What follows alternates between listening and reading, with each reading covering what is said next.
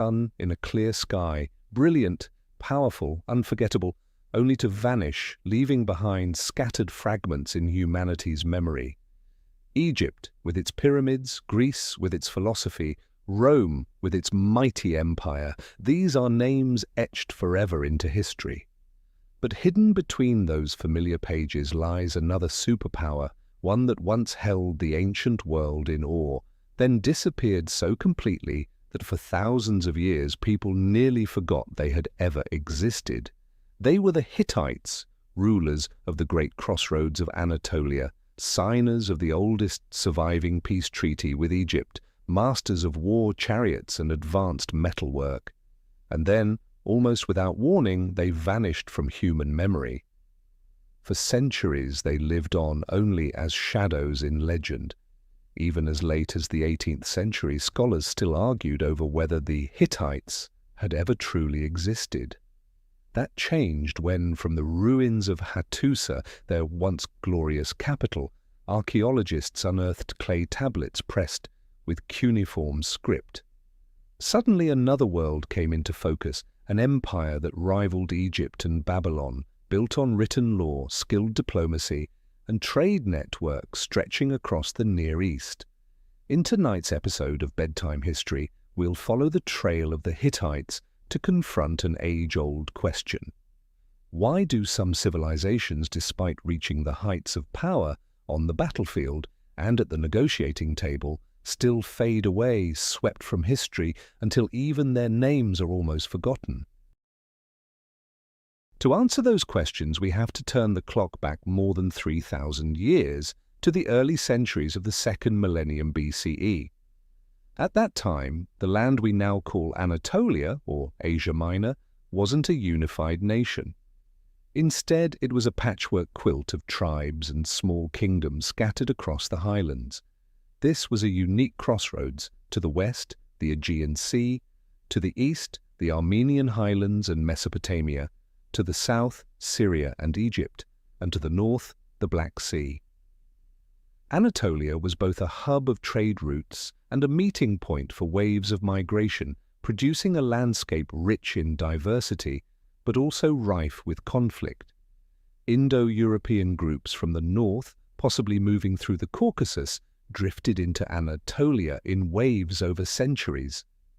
Meanwhile, the native Hatti people had already lived there for generations, speaking a non-Indo-European language and practicing their own faith. To the east, the Hurrians expanded their influence from the mountains, while Assyrian merchants from the Tigris-Euphrates valleys set up trading outposts, known as Karum, across central and southern Anatolia. The most famous was at Kanesh, where archaeologists uncovered thousands of clay tablets written in Akkadian cuneiform. These trade records give us the first glimpse of a bustling Anatolia, alive with commerce, ambition, and rivalry. In this environment of cultural mixing, the Hittites, one branch of the Indo-European newcomers, didn't erase local traditions. Instead, they absorbed and blended them. They borrowed cuneiform writing from the Sumerians and Akkadians for their administration. They took on Hurrian myths and rituals, and they preserved parts of the old Hatti religion.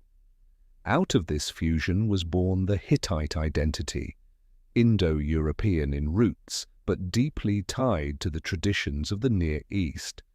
It's why, when Hittite texts were finally deciphered in the 20th century, scholars were stunned to discover they were the earliest recorded Indo-European language known to us. From this diverse backdrop, a figure emerged, Anita, the ruler of Nesha, modern Kanesh, around the 18th century BCE.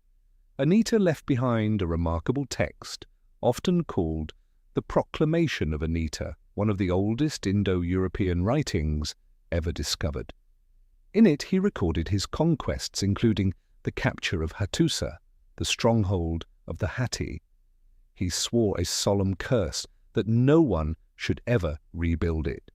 But history has a way of overturning such vows. Just a few generations later, Anita's own descendants broke the curse, choosing Hattusa as their capital and laying the foundation for the Hittite kingdom. Rebuilding Hattusa wasn't just symbolic, it was strategic. Perched high on the Anatolian plateau, surrounded by rugged mountains, its massive stone and mud brick walls could withstand powerful armies. The city had abundant water and fertile land to sustain its people. From this vantage point, the Hittites could defend themselves and control the trade routes that cut across Anatolia. What began as a tribal settlement soon rose to become a center of power, the birthplace of the Hittite state. Once Hattusa became the capital and the beating heart of the Hittite kingdom, the kings of the Anatolian highlands knew one thing: to hold their place in a chaotic world, they needed weapons that would strike fear into their enemies. The Bronze Age was a time when military power determined the fate of entire peoples. Geography and stone walls could only protect so much. To stand alongside giants like Egypt, Mitanni, Babylon, and Assyria, the Hittites needed an edge. That edge came from two forces combined: advanced metalworking and a revolution in the art of the war chariot. Anatolia had long been rich in metal ores. Copper and tin, the ingredients of bronze, were available in lands the Hittites controlled or influenced. But what set them apart was their access to iron, a rare metal at the time, used mostly for ornaments or ceremonial objects. Archaeological finds show that Hittite smiths were among the first to master the secrets of iron, heating, hammering, and tempering it into blades sharper and stronger than bronze. Iron wasn't common enough to arm every soldier, but even a small elite force carrying these new weapons could change the balance of battle. On the field, bronze swords chipped and dulled quickly, while Hittite iron blades cut through bronze shields and armor, deadly in practice and terrifying in the minds of their opponents. But weapons were only half the story. The other half, and the symbol most feared across the ancient world, was the Hittite chariot. The Egyptians had chariots too, light and agile on the plains of the Nile, but the Hittites took the design further.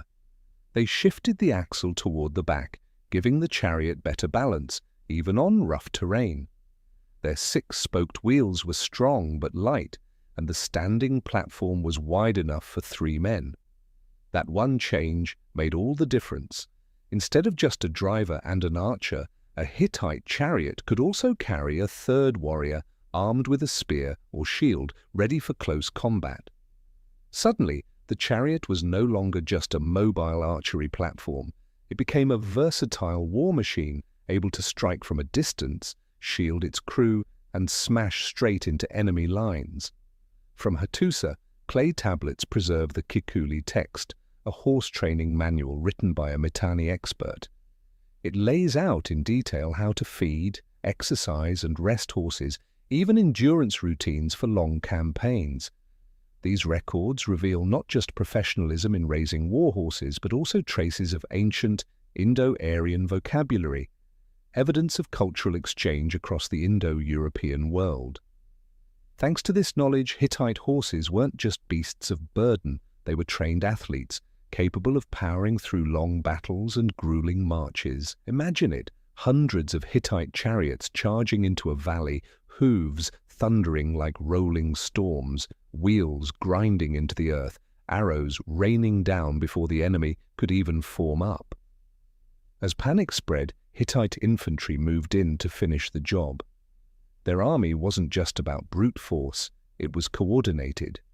Chariots led the charge, archers blanketed the field, light cavalry chased the retreating, and infantry with spear and shield secured victory. The Hittites knew how to use the land too. Narrow passes, rugged plateaus, or open plains could all become the perfect stage for their tactics. It was an early form of combined arms warfare, centuries before most civilizations thought beyond simple, head-on clashes. Behind every victory stood a massive system of organization. To support thousands of warriors and hundreds of chariots, the Hittites had to run a tight operation. grain storehouses, smithies, stables, and supply lines stretching across their lands. Excavated tablets reveal conscription lists, ration records, mobilization orders, and even reward systems for soldiers. War forced the Hittites to build a sophisticated administrative machine, one that would later become the backbone of their empire. Their campaigns proved their strength. Kings like Hattusa I marching into Syria, or Mursili I striking as far as Babylon, showed the world that the Hittites could not be ignored. Once dismissed as highland barbarians, they stepped into the spotlight as equals to the greatest powers of the Bronze Age. On the battlefield, the three-man chariot and the cold edge of iron became their calling card. In diplomacy, their military might made them a voice no ruler could afford to overlook. For the Hittites, war wasn't just expansion. It was the force that shaped their state. It drove them to create systems, laws, and a society run not only on strength but also on organization and knowledge. And so every time a column of chariots thundered out from Hattusa, it wasn't only the start of a battle, it was a declaration to the world. The Hittites were ready to take their place among the true superpowers of their age. Once the Hittites had the military power to secure their place in the ancient world, they faced an even greater challenge: how to govern a vast territory where each region had its own traditions, beliefs, and way of life. Swords and chariots could win battles, but to sustain an empire across generations, they needed something stronger to bind people together. That bond was law. While many civilizations of the time still relied on the king's word or unwritten customs rooted in divine authority, the Hittites dared to create a system of clear, written laws pressed into clay for all to see and follow.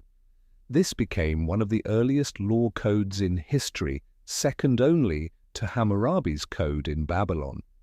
And yet, it revealed a very different philosophy of governance. Hammurabi's code is famous for its principle of an eye for an eye, a tooth for a tooth, harsh punishments meant to balance crime with equal retribution. The Hittite laws, on the other hand, were strikingly practical and even at times humane. In many cases, rather than cutting off a hand, executing someone, or enforcing brutal penalties, the Hittites preferred compensation. If one man injured another, he could repay the harm with silver, livestock, or labor. This preserved valuable workers in a farming and military society where every hand was needed. It also broke the endless cycle of blood feuds that could tear small communities apart. In a world shaken constantly by war, famine, and disease, every life mattered, and the Hittites seemed to understand this. Their laws touched nearly every corner of daily life: the division of farmland, property disputes, inheritance, marriage rights, and even rules about stolen animals and protection of crops. The goal wasn't just to enforce royal power, but to safeguard the stability of ordinary life, because only a secure society could support an army and empire. Even slavery, though still present, looked different under Hittite law. Slaves could own property and, in some cases, marry free people, offering a little more mobility than in Egypt or Mesopotamia. Morality and religion also found their place in the law. Adultery, for instance, didn't always mean execution. Sometimes it was resolved with fines or agreements, but not everything was lenient. Certain acts, like incest or bestiality, were punished severely, seen as threats to the moral and social fabric. The Hittites weren't abandoning the idea of right and wrong. Instead, they were prioritizing stability and social order over blind vengeance. One of the most remarkable aspects of the Hittite legal system was how it placed limits, even if modest, on the king and his officials. Though the king was supreme, the law stood as a reference point, curbing decisions that might otherwise depend on personal will alone. Some clauses even required officials to repay damages if they wronged a citizen. Of course, The laws weren't perfectly fair. Nobles still had privileges that peasants and slaves did not. But compared to their contemporaries, the idea of a shared justice system, one that bound even rulers, was extraordinary. This legal tradition didn't appear out of nowhere. It grew out of centuries of tribal conflict, when the Hittites learned through blood and hardship that only a shared framework of rules could hold their people together. The law became both the product of that history and the tool for unifying a diverse, multi-ethnic empire. When a tribe accepted Hittite law, it was also accepting the authority of Hattusa. Reading these clay tablets today, etched over 3,000 years ago, we can't help but be amazed. In an age where violence was the language of power, the Hittites chose a path of pragmatism and reconciliation. They were still a warrior society, still ruled by nobles, but they recognized that fairness, even if imperfect, could be the key to lasting order. Because of this legal foundation, Hattusa was not just a city of warriors and temples.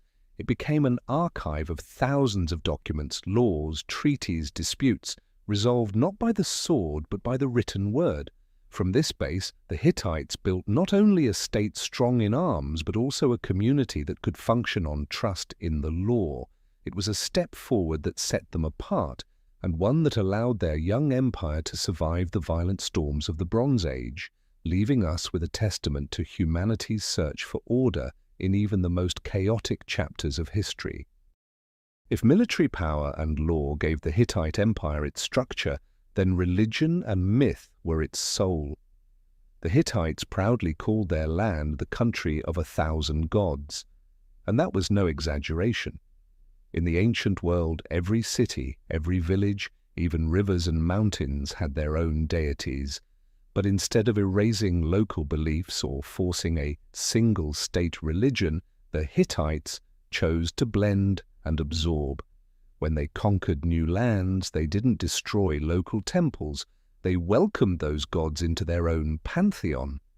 The result was a vast, diverse tapestry of deities, Hattian, Hurrian, Luwian, even Babylonian, coexisting under the same sacred sky. This flexibility reflected a wise political philosophy.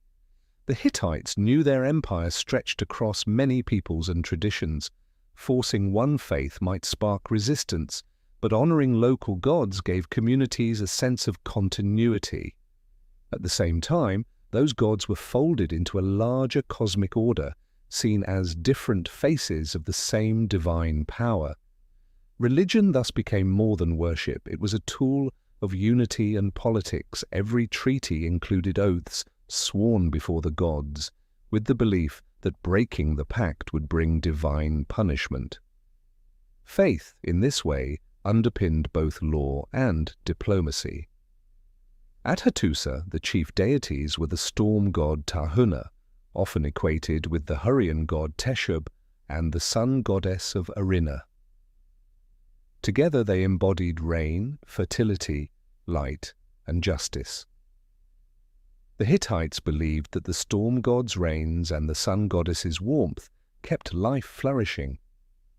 Alongside them stood hundreds of lesser deities, mountain gods, river gods, war gods, harvest gods, even spirits protecting specific places. It was a spiritual network as vast and varied as the empire itself. Hittite mythology preserved stories as powerful as their pantheon was vast. One tale tells of Telepinu, the god of agriculture. When anger drove him away, crops withered, livestock died, and people starved. Only when Telepinu was found and calmed did fertility return. This myth wasn't just about nature, it was a metaphor for the king's role. Just as Telepinu's presence meant abundance, so too did the king's just rule ensure the prosperity of his people. Another legend tells of Illuyanka, the chaos dragon defeated by the storm god, a theme echoing across Indo-European cultures, from Zeus and Typhon in Greece to Indra and Vritra in India. These myths reminded the Hittites that the world was always caught in the struggle between order and chaos, and it was humanity's duty to help preserve balance. If Hattusa was the political heart, then Yazilikaya was the spiritual heart of the empire. This open-air sanctuary carved into rock cliffs displayed processions of gods in long reliefs. 12 underworld gods marched in line. Storm gods, sun gods, and war gods stood together, and at the center the Hittite king appeared, embraced by the divine. Many scholars believe Yazilikaya also served as a cosmic calendar, recording cycles of time and astronomy while hosting the empire's most sacred rituals. Here, religion wasn't abstract belief, it was a visible symbol of royal power. One figure stands out in this religious landscape, Queen Puduhepa, in the 13th century BCE. Once a priestess of the Hurrian sun goddess, she became queen beside King Hattusili III. Puduhepa reorganized the Hittite pantheon, merging overlapping gods and bringing clarity to the empire's mythology. She also corresponded with Pharaoh Ramses II of Egypt, invoking the gods as witnesses to peace and friendship between the two powers. In her hands, religion became diplomacy. She was not just queen and priestess, but a political strategist who used faith to bind her empire internally and strengthen it abroad.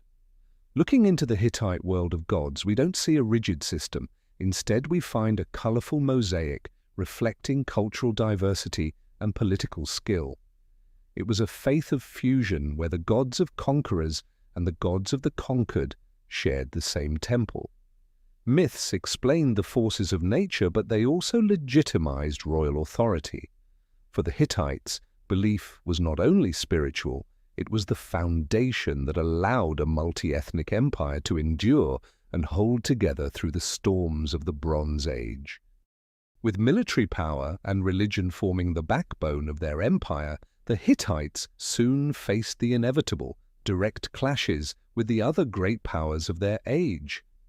And on the map of the ancient Near East, no rival loomed larger than Egypt under the pharaohs. The land of Syria-Canaan, lying between the two empires, became the critical choke point.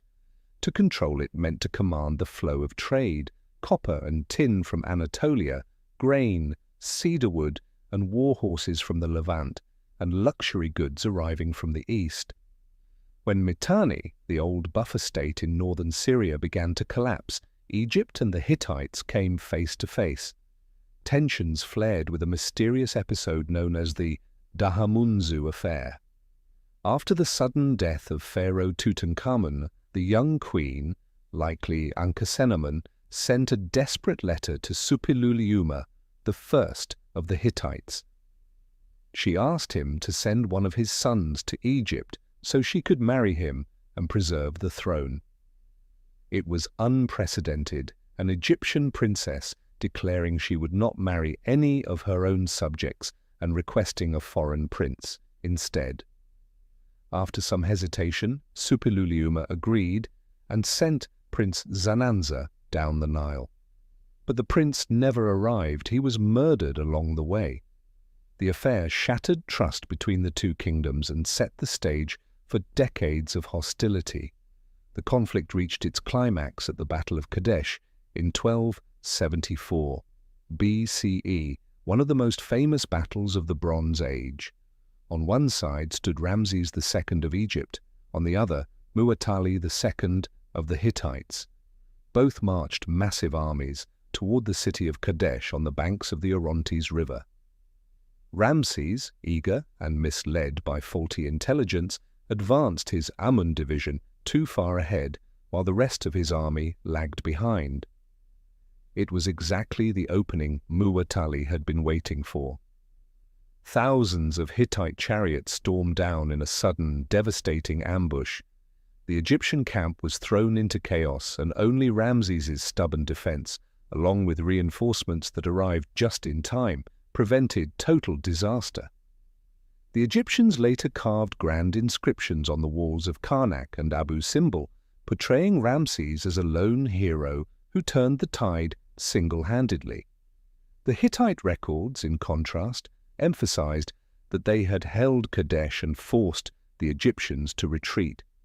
The truth likely lay in between. Neither side won an outright victory, but the battle proved one thing: the Hittites were Egypt's equals. Egypt salvaged its honor, the Hittites held their ground, and Kadesh became less a story of conquest than a lesson in how history can be shaped as much by words as by weapons. What came afterward, however, was more significant than the battle itself. Both sides realized that endless war brought nothing but exhaustion. The Hittites faced growing pressure from Assyria in the east. Egypt was stretched thin, struggling to maintain far-flung influence in Syria while also dealing with Nubia in the south and unrest at home. In this climate, the two rivals made a decision that would echo through history: peace.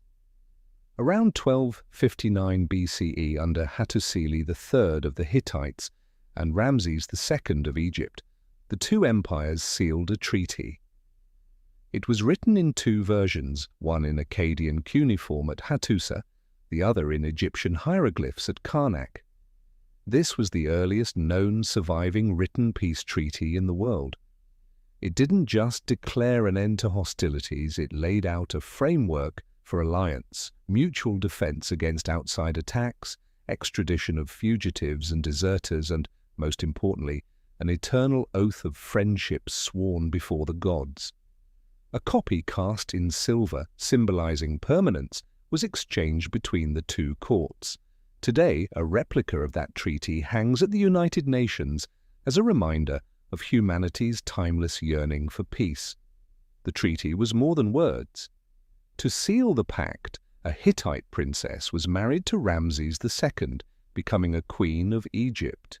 This wasn't just political convenience, it was recognition, an acknowledgement of equal power. Surviving diplomatic letters show Queen Puduhepa of the Hittites corresponding directly with Ramses, addressing him as brother. Their relationship carried both warmth and strategy, embodying a new balance between two former enemies. From the bloodshed of Kadesh to the shimmering Treaty of Silver, the Hittites revealed themselves not just as warriors with iron swords and three-man chariots, but as a superpower that knew when to fight, when to negotiate, and how to turn enemies into allies. In a world often ruled by vengeance and violence, this was a sign of political maturity. And it worked. The peace held for decades, allowing the Hittites to turn their gaze eastward toward the rising power of Assyria, which was about to transform the entire balance of the Bronze Age. For an empire to endure, swords and chariots alone were never enough. No army could survive without food, metals, war horses, and the trade routes that kept the great machine behind it supplied. The Hittites understood early on that true power came not only from conquest, but from controlling the flow of goods, resources, and diplomacy. Alongside the battles that shook Syria and Egypt, they fought another war, quieter but just as decisive, the struggle to dominate the trade networks of the ancient Near East. Anatolia was rich in resources, but to become an empire, the Hittites had to look beyond their borders. Copper and silver could be mined locally, but tin, the critical ingredient for making bronze, was scarce and had to be imported from afar. For centuries, Assyrian merchants had carried tin from the east across thousands of miles to trade in colonies like Kanesh. Once strong enough, the Hittites didn't just inherit these routes, they seized control of them. To hold tin was to hold the keys to the Bronze Age itself, for without it the production of weapons would grind to a halt. Later, as iron from the Anatolian highlands grew more important, the Hittites' metallurgical skill gave them another decisive edge. Horses, too, were a strategic resource. The Anatolian plateau provided ideal pastures, and the Hittites quickly became a hub of horse breeding and training. Diplomatic letters found in Egypt's Amarna archives reveal kings from neighboring states pleading with the Hittite court to send them horses and chariots as royal gifts. This turned the Hittites into a horse superpower, supplying material strength while also using horses as leverage. A minor king in Canaan might dream of defying Hattusa, but if his cavalry depended on Hittite stock, rebellion suddenly looked far less attractive. From the capital of Hattusa, trade routes stretched in every direction. Eastward, they reached Mesopotamia and the far-off tin mines of Iran. Westward, they connected to the Aegean and the Mycenaean world. Southward, they ran through Syria to ports like Byblos, Ugarit, and Carchemish, where cedar wood, glass, ivory, perfumes, and wine flowed in from across the Mediterranean. By controlling these choke points, the Hittites acted like gatekeepers, deciding who could pass and at what cost. Many treaties included explicit clauses on trade, not only to prevent war, but to secure mutual prosperity. This prosperity was visible in everyday life. Clay tablets preserve contracts for loans, sales, and even interest payments in silver or livestock. Villages around Hattusa raised cattle, sheep, and goats, cultivated wheat, barley, grapes, and olives, and delivered their surplus into state granaries. The central government collected taxes in kind, stored them, and redistributed food to soldiers and craftsmen. The entire economy revolved like a wheel. Farmers produced, the state collected and managed, the army and merchants extended Hittite influence. Yet the Hittites weren't only masters of war, they were skilled in the art of soft power.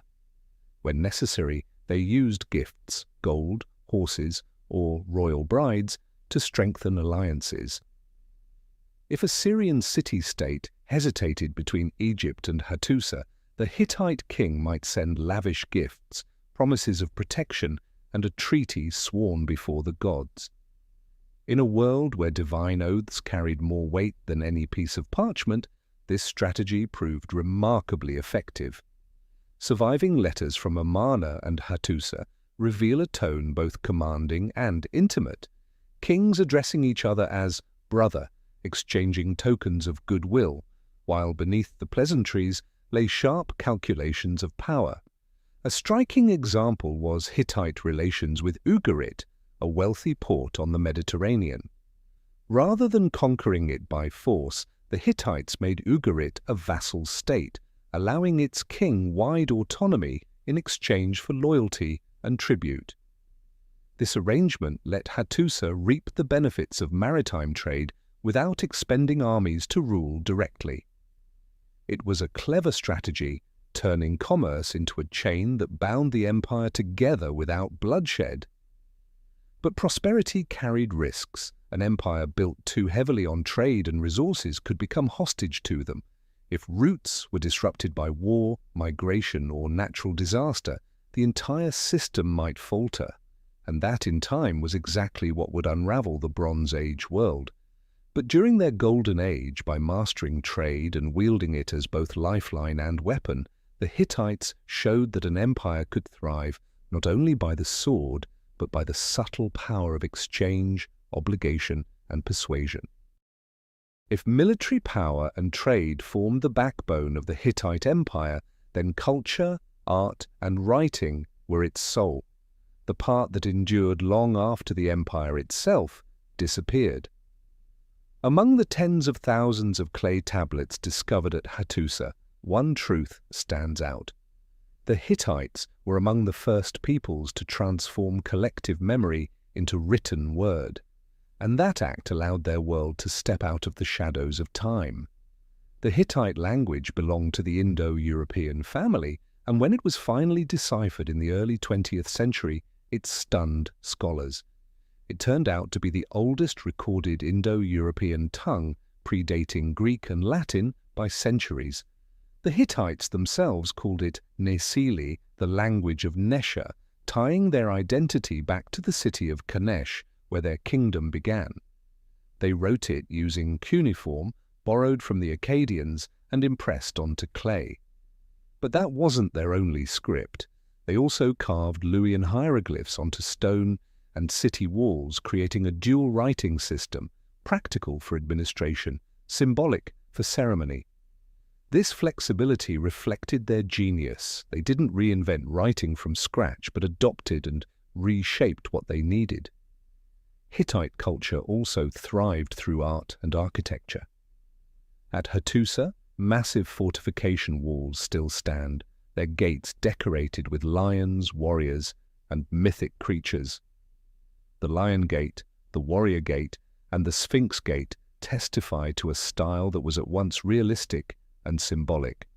Animals carved not only for beauty, but to represent strength, protection, and royal power.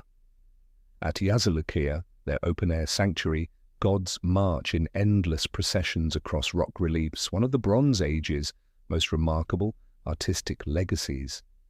Here we see a true cultural mosaic, Hattian, Hurrian, and Luwian deities all immortalized together in stone. But Hittite art was never just about aesthetics, it was political and spiritual propaganda. Carvings of kings standing alongside gods, or cradled in divine embrace, were messages etched in stone. The ruler's authority was sanctioned by heaven itself. In this way, art became both sacred symbol and royal proclamation. Music and ritual were just as essential. Hymns and liturgies have survived on clay tablets, many connected to agriculture, fertility, and offerings to the gods. Festivals brought together music, wine, dance, and sacrifice, transforming worship into both community celebration and political theatre. Every prayer, song, and offering was part of a carefully choreographed performance to secure harmony between the human and divine. One remarkable feature of Hittite culture was their role as preservers of other civilizations' knowledge.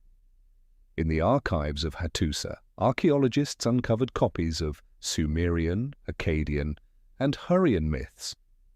The Hittites didn't hesitate to borrow, record, and safeguard the intellectual treasures of their neighbors. In doing so, they turned their capital into a library of the Bronze Age. Without their careful preservation, many Mesopotamian stories might have been lost forever. All of this reveals a side of the Hittites often overshadowed by their armies and laws. They were also a people of memory, storytellers, archivists.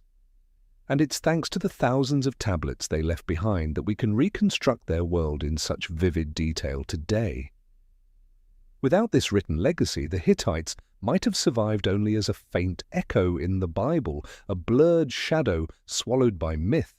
But through their words, their carvings, their architecture, they resisted oblivion and stepped back into history's light.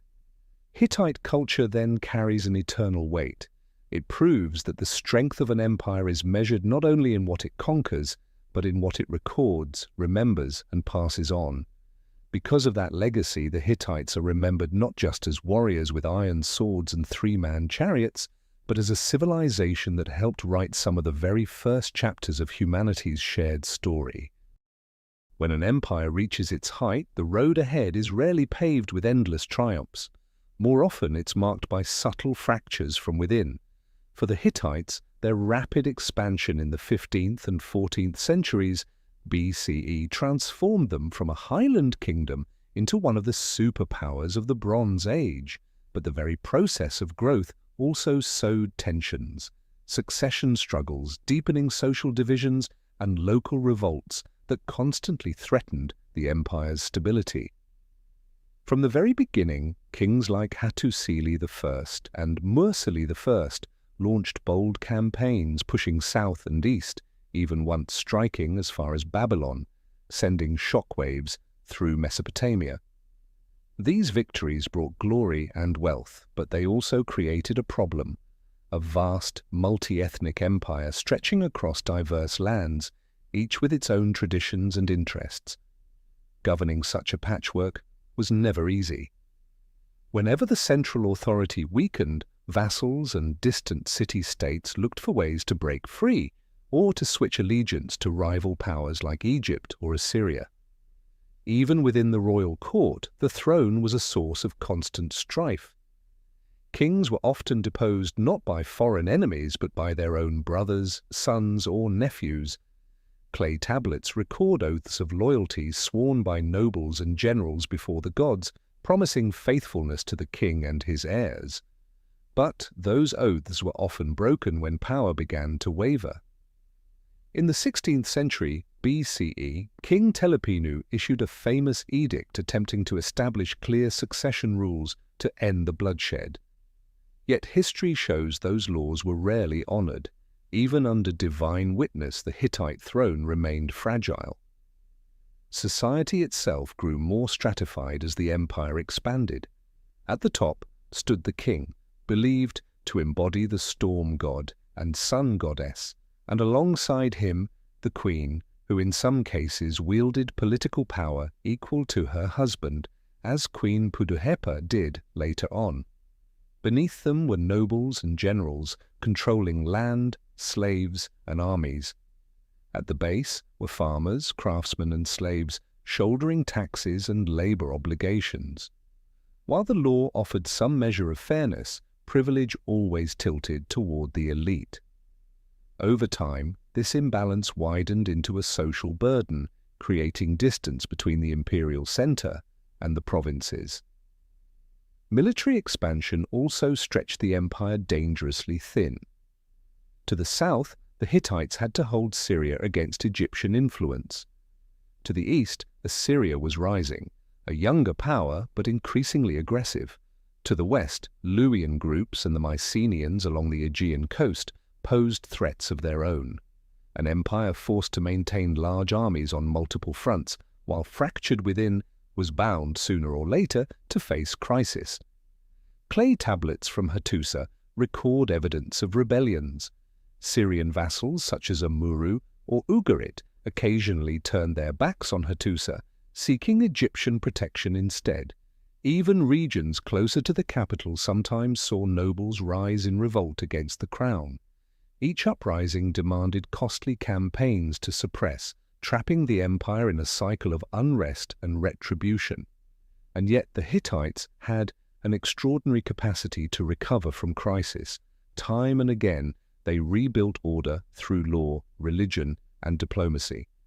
Suppiluliuma I in the 14th century BCE is a prime example. Rising in the midst of chaos, he reconquered Syria, toppled Mitanni, and lifted the Hittites to the peak of their power. Leaders like him allowed the empire to endure for generations longer, even as its internal cracks widened. The story of Hittite expansion is one of paradox. The farther they reached outward, the more they fractured within. The more lands and peoples they ruled, the harder it became to demand absolute loyalty. And those inner conflicts, combined with the unrelenting pressures of foreign rivals, created a ticking time bomb, one that would eventually explode in the storms of the late Bronze Age collapse. In the memory that survives, the Hittites stand as both conquerors and cautionary tale. They remind us of a timeless truth: the higher power rises, the more fragile it becomes to the cracks that spread quietly from within. And if those cracks are left untended, they can grow wide enough to sweep away an entire dynasty into the silence of history. While the Hittites were rising as a Bronze Age superpower, another force in the east was quietly gathering strength: Assyria. At first, Assyria was little more than a small city-state on the banks of the Tigris, thriving on trade and surviving under the shadow of larger empires like Mitanni and Babylon. But over time, the Assyrians forged a disciplined military, a tightly controlled administration, and an ambition to expand that rivaled anyone. If the Hittites were known for their chariots and cultural adaptability, the Assyrians became infamous for their brutality and iron discipline. And when these two powers finally collided, the political map of the Near East began to shift. In the 15th and 14th centuries BCE, Mitanni still dominated northern Mesopotamia, acting as a buffer between the Hittites and Assyria. But when Suppiluliuma I crushed Mitanni and turned it into a vassal, he also opened the door to direct contact and direct conflict with Assyria. At first, the Assyrians were weaker, but they seized every opportunity. Whenever the Hittites were distracted fighting Egypt in Syria, Assyria pushed outward, carving into lands once claimed by Hattusa. Assyria's style of rule differed sharply from that of the Hittites. The Hittites preferred soft power, treaties, sworn before the gods, political marriages, and granting vassal states like Ugarit or Carchemish a degree of autonomy in exchange for loyalty. The Assyrians, by contrast, favored naked force, their armies drilled with iron discipline, conquered with ruthless efficiency. Where the Hittites might negotiate, the Assyrians imposed. They often turned captured cities into provinces, installing central governors and taxing directly. It was effective for control, but it bred deep resentment. The clashes between Hittite and Assyria weren't always great set-piece battles. More often they were drawn-out contests along contested frontiers, the valleys of the Tigris and the upper reaches of Mesopotamia. Clay tablets record treaties, complaints, and accusations, each side claiming the other had broken agreements, seized land, or harbored defectors. It was a tug-of-war of power where neither side could destroy the other, but both slowly wore each other down. The irony is striking. In the 13th century BCE, the Hittites stood at their zenith, while Assyria was still only in the early stages of building an empire. Hattusa could dictate terms, and Assyria had to tread carefully, but over time the balance shifted. Assyria's stable internal structure allowed it to build steadily, while the Hittites were consumed by rebellions, succession disputes, and wars on multiple fronts. That difference was crucial. The Assyrians advanced slowly but surely, while the Hittites blazed brightly and burned out quickly. The rivalry between the two also highlights the broader transformation of power in the region. In the 14th century BCE, the Hittites set the rules of the game, standing shoulder to shoulder with Egypt and Babylon. But by the 12th century BCE, as the Hittite Empire faltered, Assyria rose to take its place, emerging as the new master of Mesopotamia in the Iron Age. In other words, the fall of the Hittites and the rise of Assyria were two sides of the same historical shift. One star dimmed and another flared into dominance. Looking back, the contrast between them is striking. The Hittites built bridges, absorbing cultures, binding allies through treaties, weaving diversity into their empire. The Assyrians built an engine of fear, punishment, conquest, and absolute central control. One acted as a mediator between East and West, the other a war machine grinding everything in its path. Together, their clash of styles created powerful currents that reshaped the entire political landscape of the ancient Near East. No empire lasts forever. For the Hittites, collapse didn't come from a single battle or one enemy alone. It was the result of a storm of upheavals that swept across the entire Mediterranean and Near East at the end of the Bronze Age. In the 13th and 12th centuries BCE, great civilizations that had once flourished, Mycenae in Greece, Egypt under its new kingdom pharaohs, and Ugarit on the Syrian coast, were all shaken by crisis. In this wider cataclysm, the Hittite Empire, already fractured by internal tensions, proved especially vulnerable. One of the most direct blows came from the mysterious groups known in history as the Sea Peoples. Their origins remain debated. Some theories trace them to the Aegean, others see them as displaced populations driven by famine, war, or natural disaster. They moved in great waves, entire communities traveling by sea, warriors, women, children, descending on the coasts from Anatolia to Egypt. The Sea Peoples were both invaders and desperate migrants, and that dual nature made them nearly unstoppable. They fought fierce battles, but also shattered the trade networks that had sustained the Bronze Age world. When vital ports like Ugarit were destroyed, the Hittites lost their lifelines. Tin for bronze weapons, timber for chariots, grain to feed the population and army all vanished with the collapse of maritime trade. Cut off from these arteries, the heart of Hattusa began to falter. Meanwhile, to the east, Assyria grew stronger by the year. Slowly but relentlessly, they pressed into Hittite-controlled territories. Unlike the sudden storms of the Sea Peoples, the Assyrians were patient, expansionist, disciplined, and determined to claim fertile lands piece by piece. While the Hittites strained to contain revolts and crises on their western and southern fronts, Assyria closed its grip on the east. The empire was caught in a vice, external pressure from both directions, and internal decay from within. Hattusa, once a mighty fortress with towering walls, slid into exhaustion. The clay tablets stopped being written, a sign that the administrative machine had broken down. Archaeological evidence suggests the city was burned around 1200 BCE. Charred ruins and blackened walls still bear witness to its violent end. Who set it ablaze? Was it an enemy invasion or the city's own people in revolt? We may never know for certain, but the outcome is clear. A capital that had once forced Egypt to sign a treaty of peace lay in ashes, its voice silenced.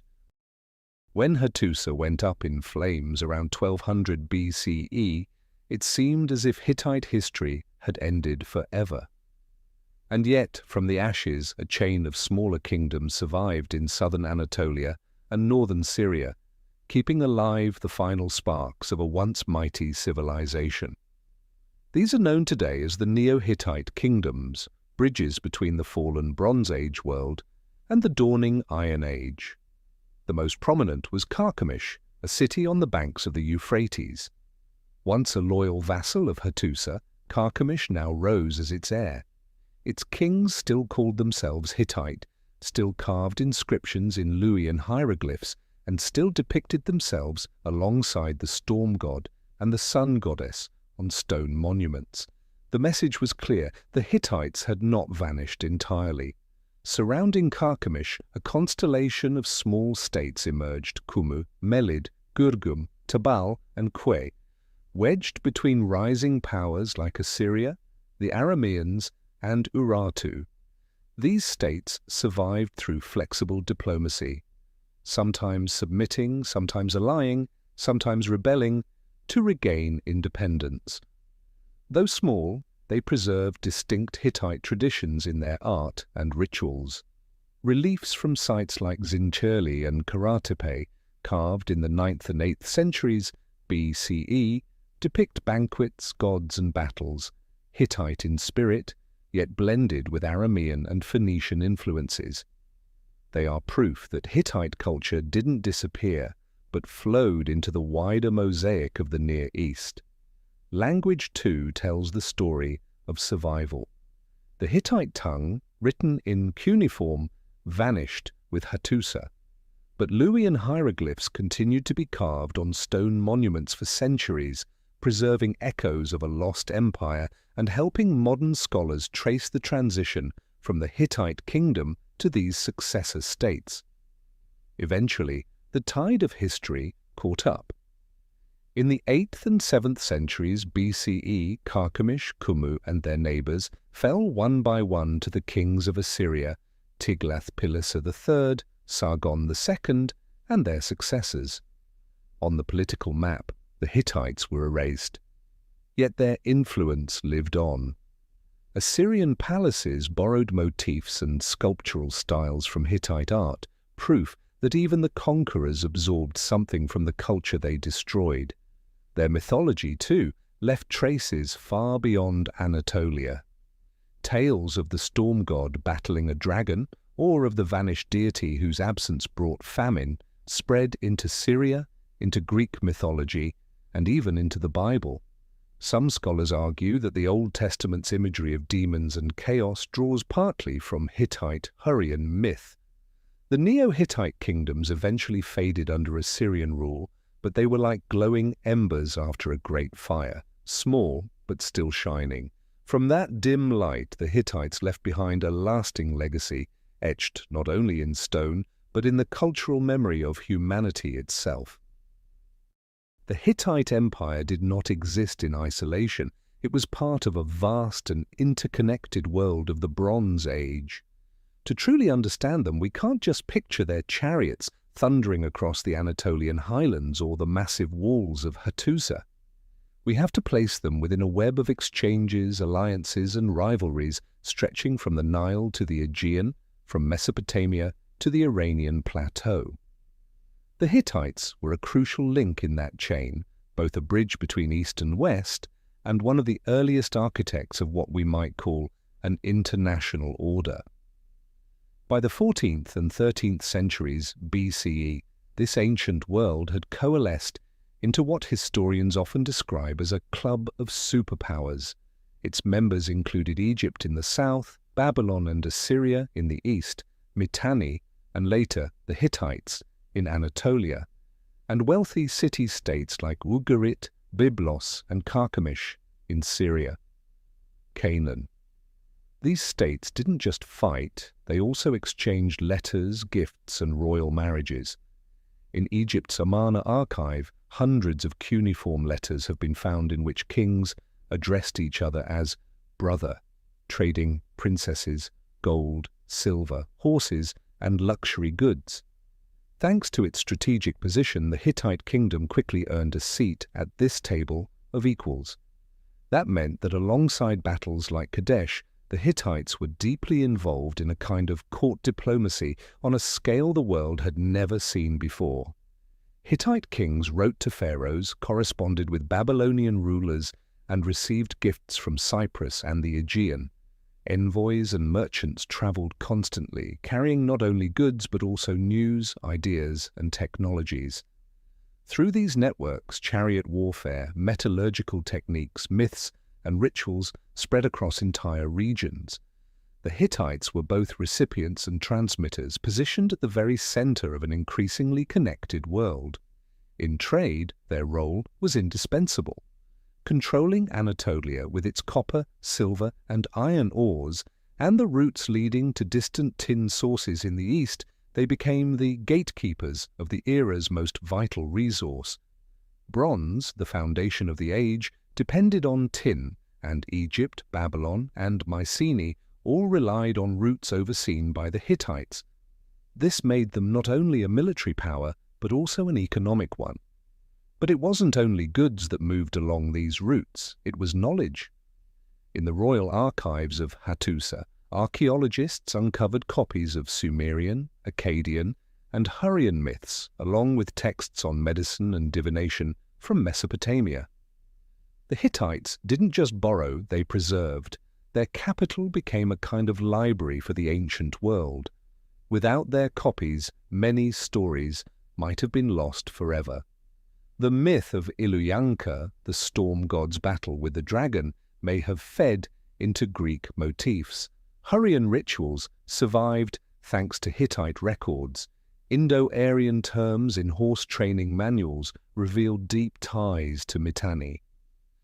Hattusa was more than a capital, it was a storehouse of a shared Bronze Age culture. In this interconnected world, war and diplomacy were two sides of the same coin. The Battle of Kadesh, one of history's most famous clashes, directly produced the Silver Treaty, the earliest surviving international peace treaty. It proved that the great powers of the Bronze Age knew not only how to fight, but also how to negotiate and create shared rules to limit conflict. The agreement did not prevent eventual collapse, but it stands as one of humanity's earliest experiments in global governance. Placed in this wider context, the Hittites were far more than a regional empire. They were pillars of the first international system in human history. They managed trade networks spanning thousands of miles, exchanged princesses and treasures with pharaohs and Mesopotamian kings, and preserved the myths and knowledge of many peoples. Through these connections, the Hittites were not confined to Anatolia. They were present in the entire story of the Bronze Age. Their fall, then, was not just their own tragedy. It was part of a global storm that swept away some of the brightest civilizations of the ancient world. But within that storm, the Hittites' central role stands out, a reminder that even in humanity's earliest days, people were already weaving a shared world and already facing the risks of being bound together. When people think about the fall of the Hittite Empire, the first images that come to mind are usually war, conflicts with Assyria, or the devastating raids of the Sea Peoples. But today, thanks to archaeology and climate science, we know there was another enemy, an invisible one but no less deadly, nature itself. Shifts in climate, prolonged droughts, famine, and the scarcity of resources played a crucial role in pushing the Hittites, and many other Bronze Age civilizations, toward collapse. The Anatolian plateau was never as fertile as the Nile Delta or the plains of Mesopotamia. Winters were harsh, summers were dry, and farming was always a challenge. To sustain a massive capital like Hattusa, the Hittites depended heavily on granaries and shipments of grain from Syria and other regions. When everything worked smoothly, the empire could feed tens of thousands of people and soldiers. But when the climate turned, the entire system could unravel in an instant. Recent studies of tree rings and lake sediments from Anatolia and the Near East reveal that, toward the end of the 13th century BCE, the region suffered a decades-long drought. Rainfall diminished, crops failed, and rivers dried up. This wasn't a short-term setback, it was a regional climate event that struck Egypt, the Levant, Anatolia, and even Greece at the same time. For the Hittites, it was devastating. The last surviving clay tablets from Hattusa record desperate pleas to Egypt for shipments of grain. An empire that had once signed treaties with Ramses II was now reduced to begging for bread. It was a tragic image of how completely they depended on nature's cycles. Famine did more than starve the population, it crippled the military. Without food, horses died, chariots stood idle, and soldiers deserted. Empty granaries weakened loyalty among nobles and vassals, many of whom turned instead to Assyria, where conditions were more stable. Hunger became the wedge that split apart the fragile bonds holding a multi-ethnic empire together. Natural disasters struck at trade as well. Drought reduced agricultural surpluses, disrupting supply lines from Syria and the Levant. Ugarit, the wealthy port that had once been a hub of Mediterranean commerce, was destroyed by the Sea Peoples at the very moment climate stress peaked. With that, the Hittites lost access to the timber, grain, and tin they needed to keep their war machine running. Cut off from their lifelines, they spiraled further into crisis. And nature's impact wasn't just material, it was spiritual. In a society where gods were believed to control the rain and the harvest, repeated crop failures could be seen as divine anger. Rituals and sacrifices that failed to bring relief shook people's faith. Kings, supposed to be the intermediaries between gods and men, found their legitimacy undermined. Political authority eroded as surely as the crops withered in the fields. Some scholars suggest earthquakes may also have played a part in the widespread collapse of the Bronze Age. Anatolia sits on complex fault lines, and there is evidence of seismic activity around 1200 BCE. A series of earthquakes could have toppled cities, destroyed irrigation, and deepened the despair of already starving populations. In a system already under immense strain, nature only needed to give one final push. Seen through this lens, the disappearance of the Hittites becomes less a story of military defeat and more a lesson in humanity's vulnerability to the natural world. No matter how advanced their iron swords, their three-man chariots, or their mighty fortresses, they still depended on wheat, spring rains, and flowing rivers. When those foundations failed, their empire collapsed like a sandcastle before the tide.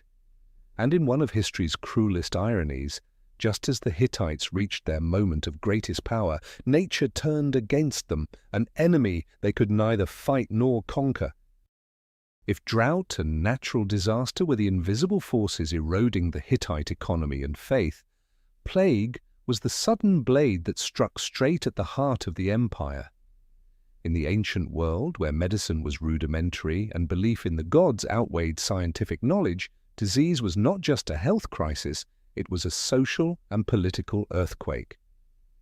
For the Hittites, at least two major epidemics left deep scars on their history, weakening an empire already stretched thin. The first came during the reign of Suppiluliuma I, the great conqueror who lifted the Hittite kingdom to the height of its power in the 14th century BCE. After defeating Mitanni and expanding deep into Syria, he seemed invincible. But victory brought with it a deadly curse. As Hittite troops moved through the Levant, they carried home an unfamiliar disease, possibly plague. Clay tablets record soldiers returning to Hattusa with what they called the Black Death, spreading it through the population. The consequences were catastrophic: thousands dead, economic life paralyzed, and even Suppiluliuma himself fell victim. His sudden death, followed quickly by his heir, Anawanda II, threw the royal court into turmoil and opened a period of instability. The epidemic didn't burn out quickly, it lingered for decades. Surviving clay tablets from the reign of Mursili II, Suppiluliuma's younger son, contain desperate prayers to the gods. In them, he laments that the plague had ravaged the land for more than 20 years, killing countless people. He begged the storm god and the sun goddess for forgiveness, searching for a divine cause.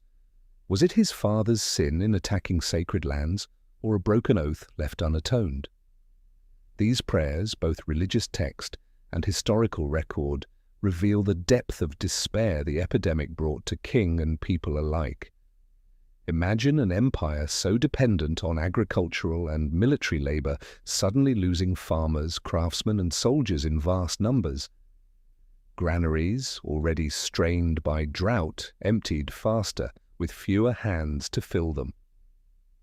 The proud Hittite army, once feared for its chariots and iron swords, was crippled as troops died or deserted. Even the royal court was not spared. When kings and crown princes themselves succumbed, the line of succession fractured, fueling infighting and political chaos. The disease may not have been confined to the Hittites alone. Some evidence suggests it spread across Egypt and the Levant as well. Letters from the Amarna archive mention fears of plague.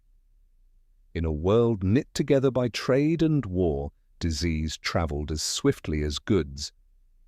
The same networks that had enriched the Hittites now became conduits of death.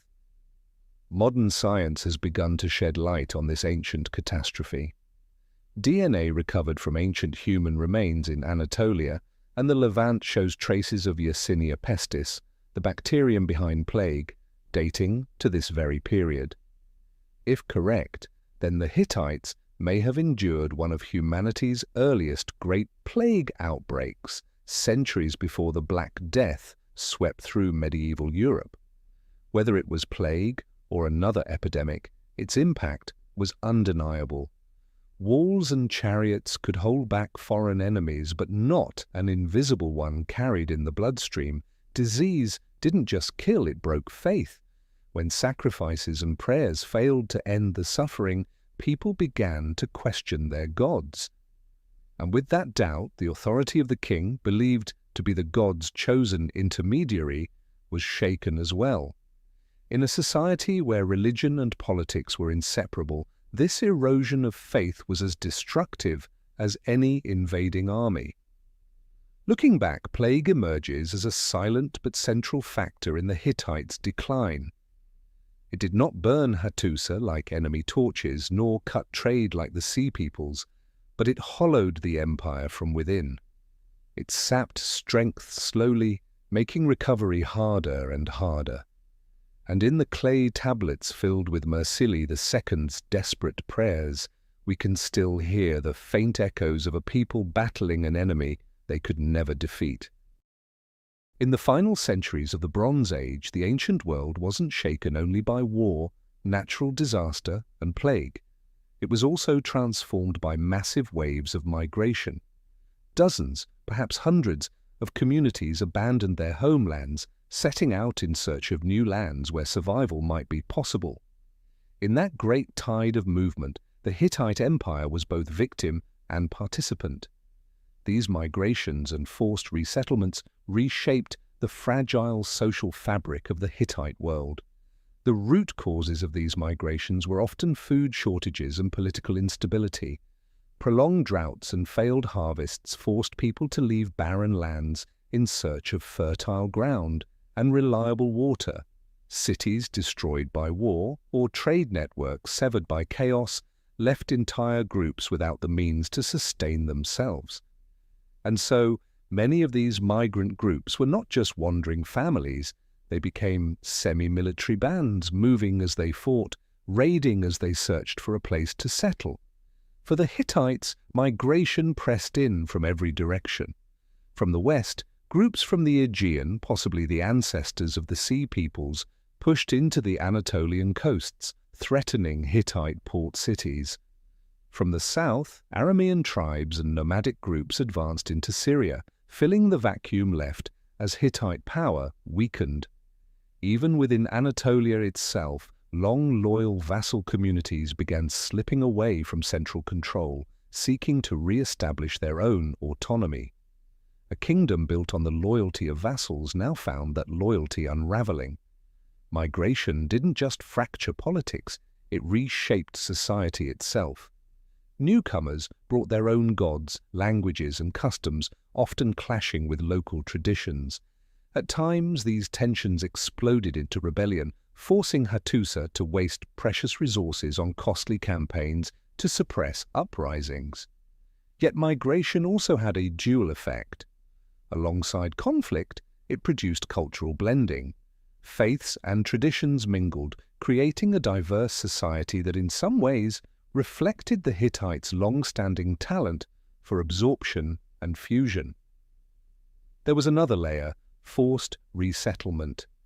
To control territory and secure labor, Hittite kings often relocated entire populations. After campaigns in Syria, thousands of captives were brought back to Anatolia as slaves or farmers. These people added manpower, but they were also a tool of control, planted in border regions to secure loyalty. Yet this policy planted seeds of unrest. Resettled communities never fully accepted their new role. They carried memories of defiance, ready to rebel the moment the empire faltered. By the late 13th century BCE, the combination of incoming migrants and internal fragmentation had turned the Hittite social map into a shattered mosaic. Once loyal cities looked for new allies. Communities that had been forcibly resettled seized opportunities to revolt. Foreign groups claimed fertile lands and disrupted trade routes. All the ties that had once held the empire together came undone. This is why, when Hattusa finally fell, the empire could not be rebuilt. Without its capital, there was no unified core to rally around. Vassals and small states went their own way, many falling under the sway of Assyria or Aramean tribes.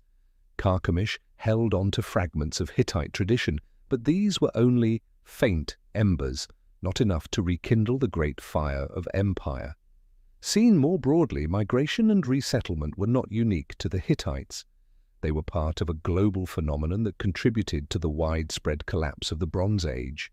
Anonymous waves of people pushed ancient superpowers into crisis, while at the same time laying the foundations of a new Iron Age world. The Hittites, through their collapse, became part of that turning point, a reminder that no empire can stand apart from the movement of peoples, and that human migration has always been one of the great forces driving history. As the Hittite Empire entered its death throes, it was not alone. At the close of the 13th and dawn of the 12th century BCE, the entire Mediterranean and Near East were engulfed in one of history's greatest crises, a wave of collapse that toppled civilization after civilization. Historians call it the Late Bronze Age collapse. When we widen the lens, we see that the fall of the Hittites was just one piece of a much larger tragedy, in which the brightest powers of the age fell into ruin. In the south, Egypt, under Ramses III, faced relentless waves of attack from the Sea Peoples. Inscriptions and reliefs on the walls of Medinet Habu depict hundreds of ships approaching the Nile Delta, crowded not only with warriors but also with women, children, and livestock. These were not just raiders, they were whole communities on the move. Egypt, with its fertile Nile and strong military machine, survived. Ramses III boasted that he had crushed the sea peoples, and indeed, Egypt did not fall as the Hittites or Ugarit had. But the wounds were deep. Trade networks broke, the economy weakened, and Egypt withdrew within its Nile borders, never again the far-reaching superpower it once had been. To the west, the Mycenaean civilization of Greece, famed for its fortified cities like Mycenae, Tiryns, and Pylos, collapsed in the same storm. Archaeology at Pylos shows a palace destroyed by fire around 1200 BCE, almost the same moment that Hattusa fell. The final Linear B tablets mention preparations for war, fleets mustering against unknown enemies, perhaps the Sea Peoples, perhaps other migrant groups. Whatever the threat, the Mycenaeans could not withstand it. Their palace system fell apart and Greece descended into a dark age that lasted centuries before the rebirth of classical Greece. In the Levant, prosperous ports like Ugarit, once loyal allies of the Hittites, shared the same fate. Letters found in Ugarit describe the king begging for help. The enemy has come, the ships have arrived, and we have no more troops to defend ourselves. The plea came too late. Ugarit was burned to the ground, never to rise again. Its treasure troves of trade, once linking Anatolia, Egypt, and the Aegean, were erased overnight. With the destruction of these ports, the Hittites lost vital arteries of their own economy and supply. Even Babylon, long a symbol of continuity, was shaken. Mesopotamia fragmented into instability, just as Assyria rose in the north to fill the void. The old Bronze Age order, in which a handful of great powers dominated and sustained an interconnected world, was breaking apart. Seen as a whole, this was no series of isolated disasters, but a chain reaction. Climate shifted, famine spread, migrations began. Migrants struck at cities and ports, cutting trade routes. With economies shattered, armies could no longer be sustained, and once the armies faltered, even the mightiest walled cities could not stand. The collapse of the Hittites, the Mycenaeans, Ugarit, and the weakening of Egypt were not separate tragedies, but fragments of the same global storm. And in that storm, the Hittites stand out as a defining example.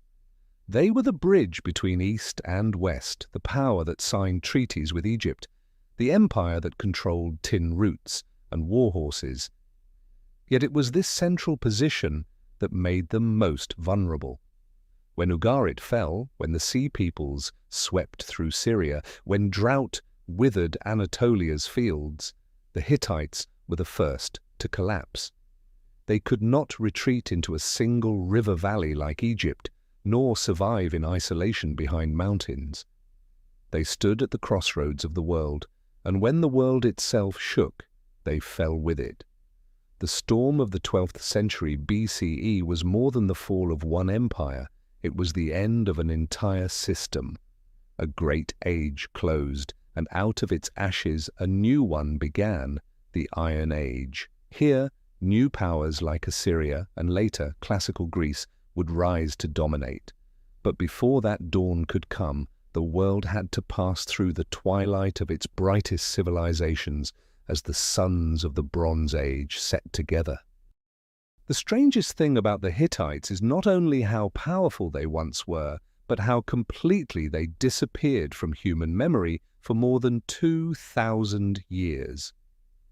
While Egypt remained famous for its towering pyramids and sphinxes, while Babylon and Assyria lived on in the Bible and in Greek accounts, the Hittites were reduced to a faint echo, mentioned only in scattered verses of Hebrew scripture. Medieval and early modern scholars debated whether the Hittites were even real or just a mistranslation. An empire that had once signed treaties as equals with Egypt, that had ruled from Anatolia to Syria, was erased so thoroughly it was as if it had never existed. That silence lasted until the 19th century, when explorers and archaeologists began to take interest in the strange ruins of central Anatolia. In 1834, French architect Charles Texier stumbled across massive walls and carved reliefs at a site later identified as Hattusa. He marveled at the scale of the city but had no idea who had built it. Later, scholars called the remains Syro-Hittite or Hatti, but the civilization's true identity remained hidden. Everything changed at the turn of the 20th century. German archaeologists Hugo Winkler and Theodor Macready uncovered thousands of clay tablets at Hattusa, inscribed in cuneiform. At first, scholars assumed the language was Akkadian or Hurrian. But in 1915, Czech linguist Bedřich Hrozný made a breakthrough that reshaped history. He noticed that words in the texts resembled Indo-European languages. For example, water, meaning water, echoed the German Wasser and English water. Hrozný proved that Hittite was not only Indo-European, but the oldest recorded branch of that language family. His discovery not only solved the mystery of the Hittites, but also revolutionized our understanding of European and Near Eastern linguistic history.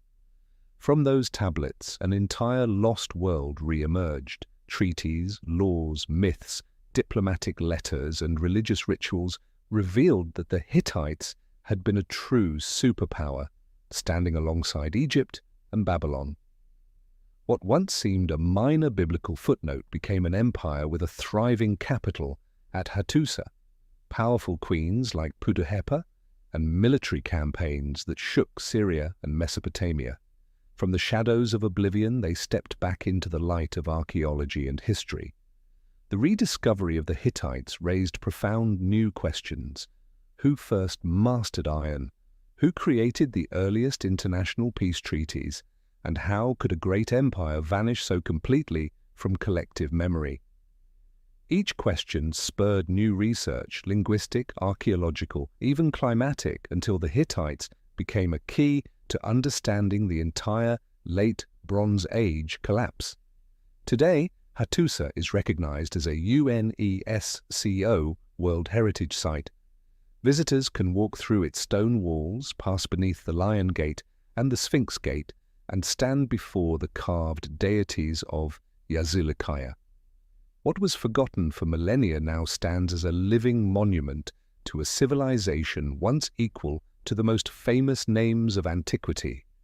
Museums in Ankara, Istanbul, Berlin, and London display Hittite tablets and reliefs, giving the modern world a glimpse into the face of the lost empire. The recovery of Hittite memory carries a wider lesson. It reminds us that history is never complete. The pages we think are finished may still be missing chapters, and empires we imagine gone forever can reappear from the soil. More importantly, it shows how fragile human memory truly is.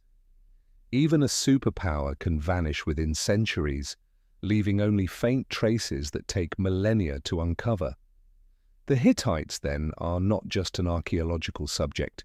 They are a mirror. They show us that power and greatness do not guarantee permanence. Only what is preserved, in writing, in stone, in memory, can carry a civilization through the darkness of forgetting and back into humanity's story.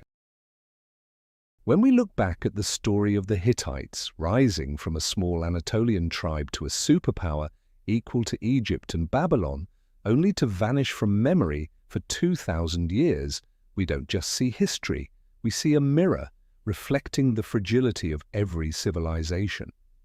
The Hittites once had it all: superior iron weapons, chariots that thundered across the battlefield, a legal system more progressive than many of their rivals, a religion that absorbed and adapted, and an enormous archive of written culture. They signed the world's earliest surviving international peace treaty with Egypt. They controlled the trade networks that kept the Bronze Age alive, and yet all of it collapsed within just a few generations. The first lesson is about nature. The Hittites could forge iron swords and build mighty walls, but they could not command the rains or keep their soil fertile forever. When the climate shifted, when drought dragged on and harvests failed, the empire crumbled. This is not only a story from 3,000 years ago. Today, humanity faces global climate change, and the Hittites remind us that no power, no matter how great, can stand outside the laws of nature. The second lesson lies in connection.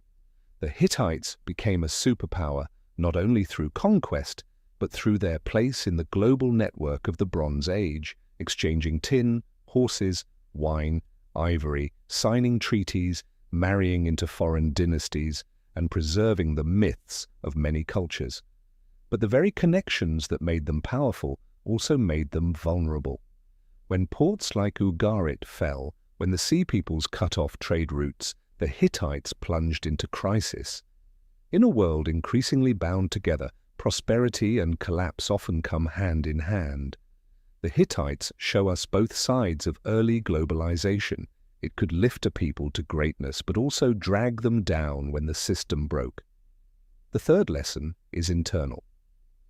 Even with laws to govern succession, the Hittites were plagued by palace rivalries, rebellious vassals, and deep social divides. Brilliant kings like Suppiluliuma I could paper over these cracks, but they never disappeared. When outside crises struck, the fractures inside widened, and the empire could no longer hold. This is a timeless truth. The greatest danger to a civilization is often not the enemy outside, but the weakness within. And finally, there is the lesson of memory. The Hittites vanished from human awareness for over 2 millennia, remembered only faintly in the Bible. If not for the clay tablets of Hattusa, if not for the persistence of archaeologists and linguists, we might never have known them as a real empire. Their story reminds us that history is not a finished book, but a tapestry full of holes, waiting to be rediscovered and rewoven. Today, when we walk among the ruins of Hattusa, through the Lion Gate or beneath the carved gods of Yazilikaya, we feel the breath of an empire long gone. They ruled, they allied, they created laws and culture, they shaped myth, and then they disappeared. But their disappearance makes their rediscovery all the more meaningful, giving us the chance to learn from both their triumphs and their failures. The Hittites leave us with a message. True strength does not lie in eternal survival, but in the legacy a civilization leaves behind. And in that sense, they succeeded. Across the millennia, their culture, their laws, their myths, and their lessons still echo, reminding us of both the fragility and the resilience of humankind in the endless flow of history.